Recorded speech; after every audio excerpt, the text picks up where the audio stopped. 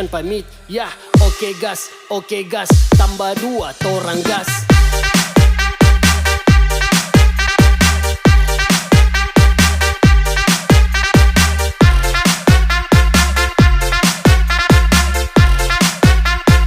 Tambah 2 torang gas.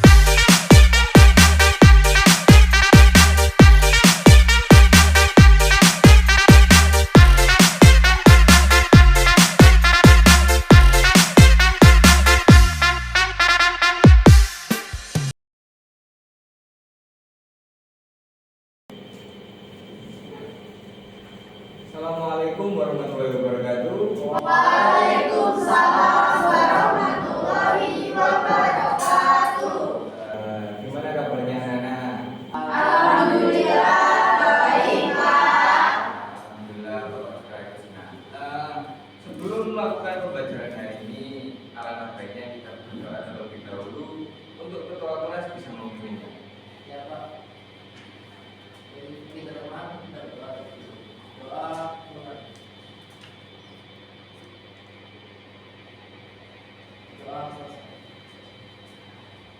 Sebelumnya saya absen dulu ya.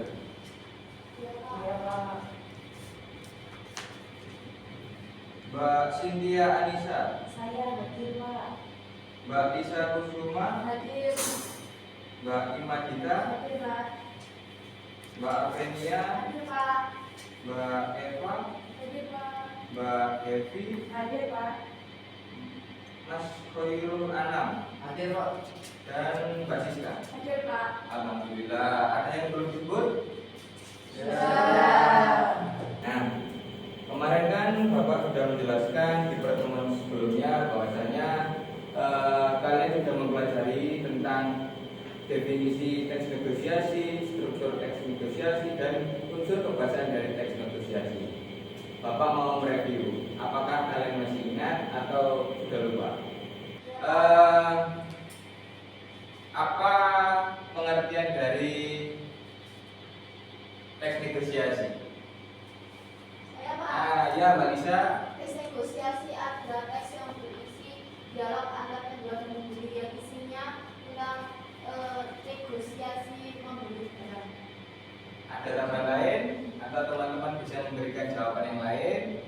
Saya Pak, Ya, inti oke. dari teks negosiasi sendiri adalah aktivitas antara penjual dan pembeli yang dimana situ ada tawar menawar guna mencapai kesepakatan bersama. Nah, tepat sekali.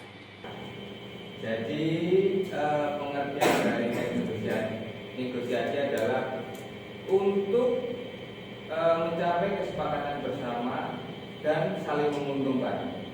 Kalau strukturnya ada yang bisa menjawab? Saya Pak, Wah, Mbak lagi teman-temannya dipakai mati. Ayo, Mbak Ape. ada 4 Pak. Yang pertama orientasi, yang kedua pengajuan, yang ketiga penawaran, dan yang terakhir adalah persetujuan. Betul sekali. Untuk unsur kebahasaan, siapa yang ingin mau jawab? Saya Pak, Mbak Ape lagi. unsur kebahasaan yang saya pahami dari teks negosiasi itu intinya kita harus sopan dan tentunya harus persuasif. Nah, jadi unsur kebahasaan dari teks negosiasi ini bahasa yang digunakan itu bahasa sehari-hari. Biasanya bahasa lokal atau bahasa daerah ketika kalian melakukan negosiasi di tempat-tempat wisata terutamanya. Nah, ngomong-ngomong tentang negosiasi ya. Jadi, apakah kalian pernah melakukan upaya-upaya dalam melakukan tawar-menawar atau melakukan negosiasi? Pernah Pak, Apa? dengan cara merayu Pak. Nah, ada lagi cara-cara apa ya? Saya Pak, izin menambahkan dari Mas Anam ya Pak ya. Ya. Intinya kita pada saat membeli sebuah barang harus benar merayu, tapi biasanya orang-orang itu suka kalau saya ini kurang cepat gitu. Nah, jadi upaya-upaya dalam melakukan tawar-menawar ini bisa kalian lakukan demi tujuan kalian. Sebab ketika kalian melakukan tawar-menawar, biasanya itu harga yang ditentukan oleh penjual itu tidak sesuai dengan apa yang kita inginkan. Makanya kita harus melakukan upaya-upaya tersebut yang dimana itu bisa menguntungkan antara penjual dan pembeli. Nah, Bapak mempunyai satu video yang dimana ini ada upaya-upaya seorang penjual dan pembeli untuk melakukan kerjasama atau melakukan kesepakatan bersama. Jadi teman-teman harus menyimaknya dengan baik-baik karena di dalam video ini ada pertanyaan. Di sela-sela video ini ada pertanyaan. Jadi kalian harus menyimak dan mencermati video ini.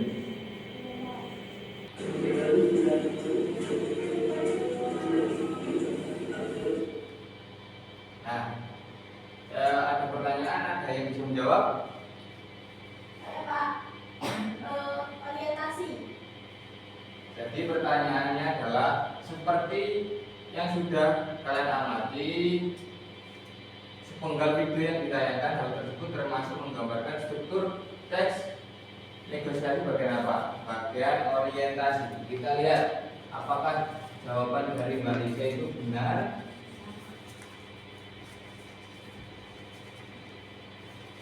Salah. Ayo, ada yang lain? Pengajuan Pak. Dari Mbak Cynthia, pengajuan. Nah, karena sudah tidak bisa menjawab, ini termasuk pengajuan karena si pembeli ini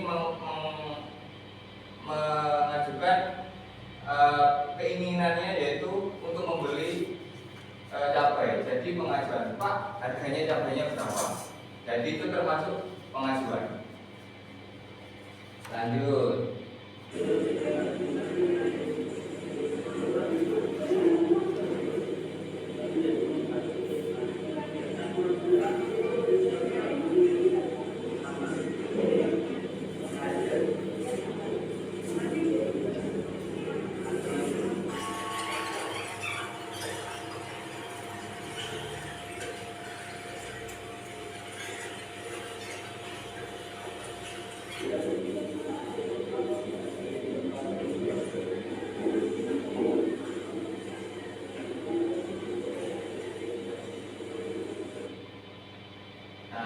Ada yang bisa membantu apa tujuan yang ingin dicapai dari video yang baru saja kalian simak? Saya Pak, Ayo Mbak Ren, untuk mencapai kesepakatan yang saling menguntungkan. kita coba apakah benar?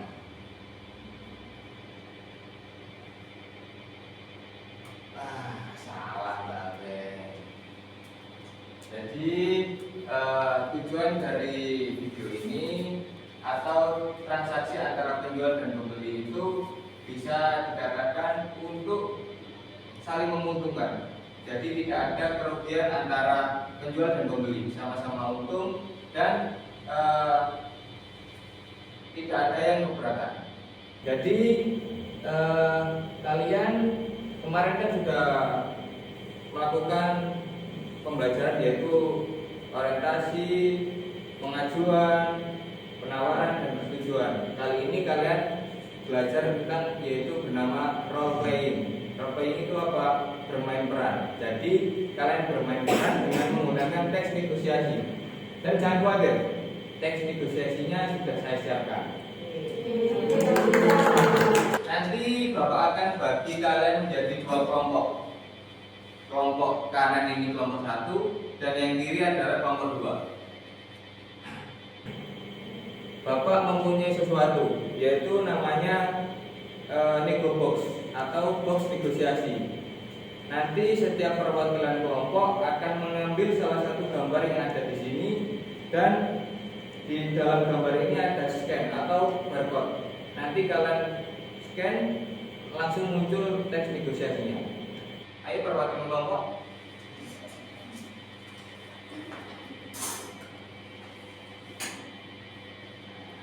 Kelompok 1 mendapatkan apa? Jualan sayur. Jualan sayur dan Jualan ikan. jualan ikan. Jadi nanti untuk kelompok 1 dan kelompok 2 harus ada perwakilan yaitu antara sosok penjual dan sosok pembeli. Jadi kalian rundingkan siapa yang menjadi sosok penjual dan siapa yang menjadi sosok pembeli. Properti ini bisa kalian jadikan alat untuk melakukan tawar-menawar atau negosiasi. Jadi kalian harus bermain peran dengan sungguh-sungguh bagaimana menjadi sosok penjual itu seperti apa, menjadi sosok pembeli itu seperti apa. Jadi penilaiannya dari saya itu adalah mimik wajah, gestur, yang terpenting adalah pendialogan, di mana pendialogan ini wajib dan nilainya paling tinggi. Karena apa? Pendialogan adalah untuk komunikasi antara penjual dan pembeli. Kalau kalian tidak melakukan dengan baik, pembeli akan kesusahan untuk menerima apa yang kalian bicarakan. Iya, Pak. Jadi siapa yang mau maju duluan? Kelompok satu, Pak. Satu. Jadi bisa kalian siapkan di dalam sini ada properti-propertinya. Jadi kalian siapkan sendiri. Ayo kelompok satu, siapa yang jadi perwakilan? Saya Pak. Iya, Pak. Ya. Jadi untuk kelompok 2 yang tidak melakukan demonstrasi atau bermain peran dalam teks negosiasi bisa menganalisis struktur dari kelompok 1 yang sudah mendemonstrasikan teks negosiasi. Iya, Pak. Sebaliknya untuk kelompok 1 juga. Jadi kelompok 1 menganalisis dari kelompok 2. Simpati. Ya. Tujuannya apa? Tujuannya apa? Sayur-sayur, sayur-sayur. Mas, bayar satu ikatnya berapa? 10.000 Mbak. Loh, kok sudah naik, Mas? Kemarin kan masih 8.000. Ya Mbak, soalnya mau lebaran, jadi banyak harga saya yang ikut naik. Sembako aja sekarang sudah naik. Masa saya tidak bisa naik Mbak? Kalau wortelnya berapaan, Mas? Kalau wortel ini 15.000 per kilo. Kalau bayar satu ikat sama wortel 1 kilo berapa, Mas? Kan sering belanja di sini kan jadi pelanggan nanti, Mas. Ya 25.000 Mbak. Aduh, kalau 20.000 aja gimana, Mas? Waduh, nggak bisa Mbak. 22.000 aja deh, Mas. Ya, baik Mbak, saya berusaha ya Mbak ya. Ya, bungkusnya, Mas. Wortel sama bayam Mbak ya. Iya. Nah, ini Pak, makasih ya, Mas. sama-sama. Sayur-sayur, sayur-sayur. Nah, terima kasih Bu Tamu. Jadi bagaimana tanggapan dari kelompok 2? Nah, maju.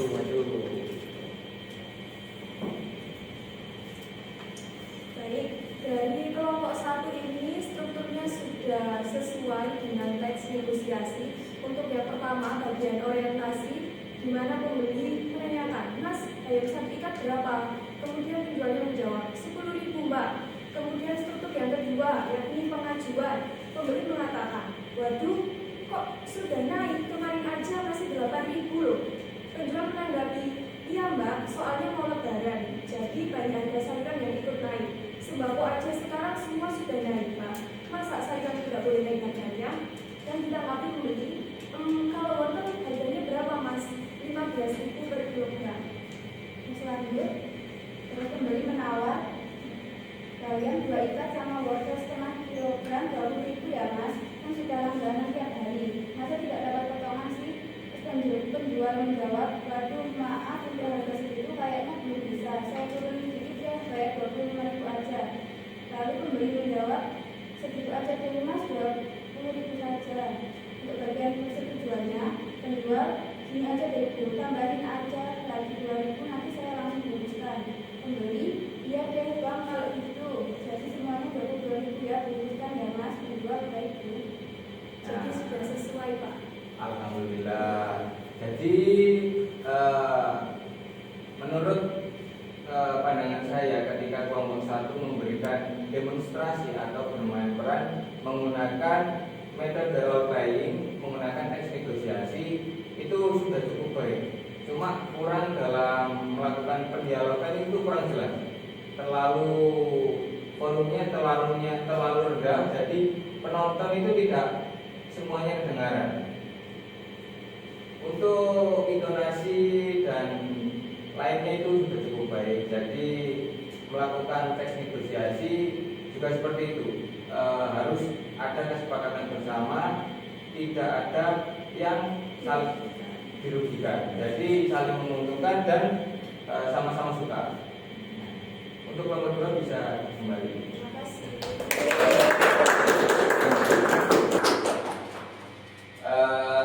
Jadi itu saja yang bisa Bapak sampaikan. Mungkin kalian dapat bertanya terkait bermain peran atau teks negosiasi yang kurang paham. Monggo. Sepertinya sudah Pak. Sangat jelas Pak penjelasannya, alhamdulillah. Kalau paham jadi saya yang nanya. Bagaimana model pembelajaran role playing ini di teks negosiasi? Ada yang bisa menjawab? Saya Pak, model pembelajaran role playing seperti apa yang Bapak jelaskan tadi, di mana menitik beratkan ada anak yang berperan sebagai penjual dan ada anak yang berperan sebagai pembeli. Seperti itu. Intinya bermain peran Pak. Jadi gini ya, pembelajaran role playing ini bertujuan agar kalian bisa mengetahui bagaimana tawar-menawar secara nyata, tawar-menawar secara demonstrasi.